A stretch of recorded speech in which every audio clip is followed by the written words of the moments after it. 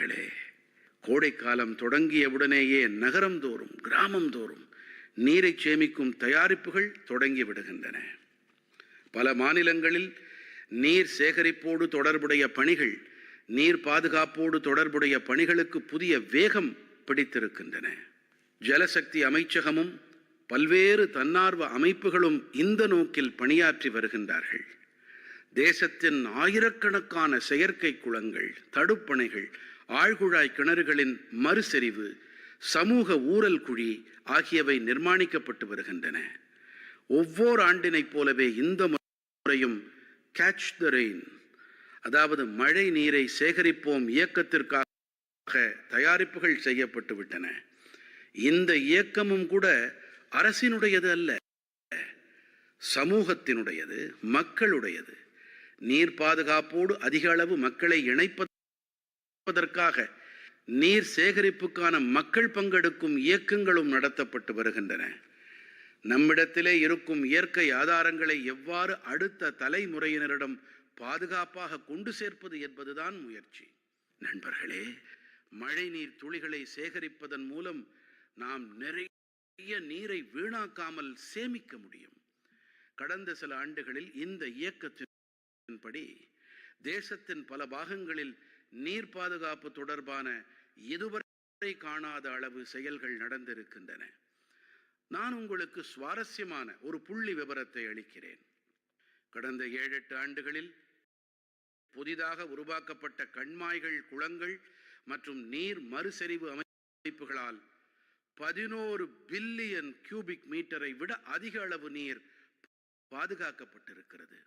ஆமாம், இந்த 11 billion cubic metre நீர் என்றால் எவ்வளவு என்று நீங்கள் யோசிக்கலாம். நண்பர்களே, பாக்ரானங்கல் அணையில் திரளும் நீர் தொடர்பான படங்களை நீங்கள் கண்டிப்பாக பார்த்திருப்பீர்கள். இந்த நீர் கோவிந்த் சாகர் ஏரியை நிறைக்கிறது. இந்த ஏரியின் நீளம் 90 கிலோமீட்டருக்கும் அதிகமானது. இந்த ஏரியிலும் கூட 9 முதல் 10 பில்லியன் கியூபிக் மீட்டருக்கு அதிகமான நீரை சேமிக்க முடியாது. வெறும் 9 முதல் 10 பில்லியன் கியூபிக் மீட்டர் மட்டுமே. ஆனால் நாட்டு மக்களின் சின்ன சின்ன முயற்சிகள் காரணமாக தேசத்தின் பல்வேறு பாகங்களில் 11 பில்லியன் கியூபிக் மீட்டர் நீர் பாதுகாக்கப்படும் ஏற்பாடுகள் செய்யப்பட்டு விட்டன. அற்புதமான முயற்சி தானே இது. நண்பர்களே, இந்த கோணத்தில் கர்நாடகத்திலே கடக் மாவட்டத்தைச் சேர்ந்த மக்களும் எடுத்துக்காட்டாய் விளங்குகின்றார்கள். சில ஆண்டுகள் முன்பாக இங்கே 2 கிராமங்களில் இருந்த ஏரிகள் முழுமையாக வறண்டு விட்டன. ஒரு சமயத்தில் கால்நடைகள் அருந்த கூட நீர் இல்லாமல் போனது என்றால் பார்த்துக் கொள்ளுங்களேன். மெல்ல மெல்ல ஏரியில் புற்களும் புதர்களும் ஆக்கிரமிக்க தொடங்கின. ஆனால் கிராமவாசிகள் சிலரோ ஏரிக்கு புத்துயிர் அளிக்க வேண்டும் என்ற முடிவினை செய்தார்கள். பணியில் தங்களை ஈடுபடுத்திக் கொண்டார்கள். எதை விரும்பினார்களோ அதை செய்து முடித்தார்கள். கிராமவாசிகளின் முயற்சிகளை பார்த்து அக்கம் பக்கத்து சமூக சேவை அமைப்புகளும் இவர்களோடு தங்களை இணைத்துக் கொண்டன. அனைவரும் இணைந்து குப்பை கூளங்களை அகற்றி சில காலத்திற்குள்ளாகவே ஏரியை முழுமையாக சுத்தம் செய்து விட்டார்கள்.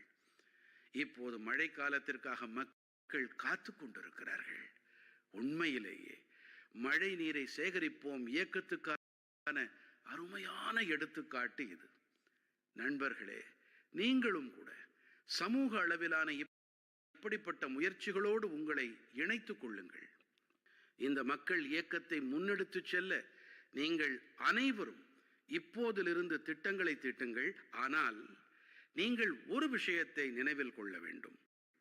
முடிந்தால் கோடையில் உங்கள் வீட்டிற்கு முன்பாக பானையில் நீரை கண்டிப்பாக வைத்திருங்கள்.